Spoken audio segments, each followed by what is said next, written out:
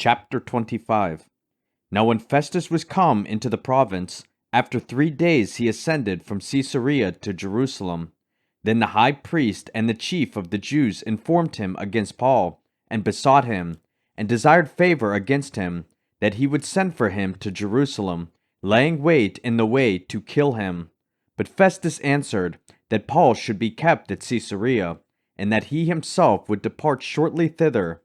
Let them therefore, said he, which among you are able, go down with me, and accuse this man, if there be any wickedness in him. And when he had tarried among them more than 10 days, he went down unto Caesarea, and the next day sitting on the judgment seat commanded Paul to be brought. And when he was come, the Jews which came down from Jerusalem stood round about, and laid many and grievous complaints against Paul, which they could not prove. While he answered for himself, neither against the law of the Jews, neither against the temple, nor yet against Caesar have I offended anything at all. But Festus, willing to do the Jews a pleasure, answered Paul, and said, Wilt thou go up to Jerusalem, and there be judged of these things before me? Then said Paul, I stand at Caesar's judgment seat, where I ought to be judged. To the Jews have I done no wrong, as thou very well knowest. For if I be an offender, or have committed anything worthy of death, I refuse not to die. But if there be none of these things whereof these accuse me, no man may deliver me unto them.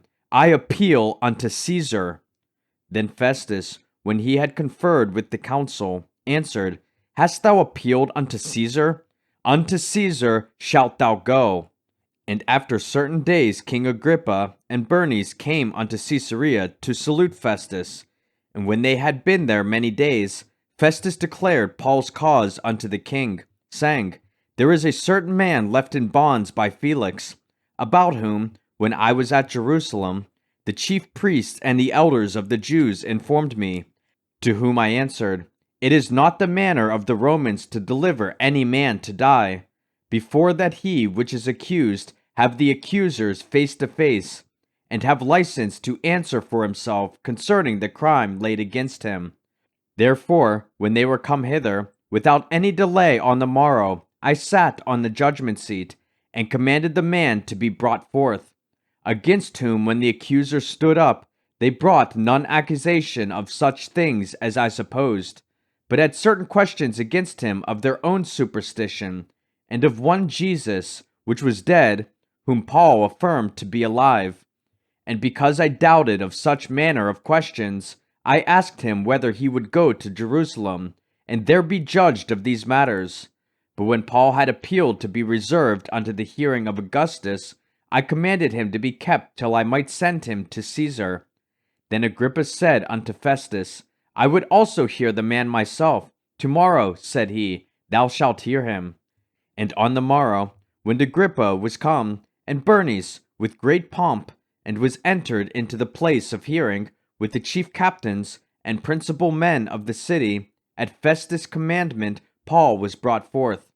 And Festus said, King Agrippa, and all men which are here present with us, ye see this man, about whom all the multitude of the Jews have dealt with me, both at Jerusalem and also here, crying that he ought not to live any longer.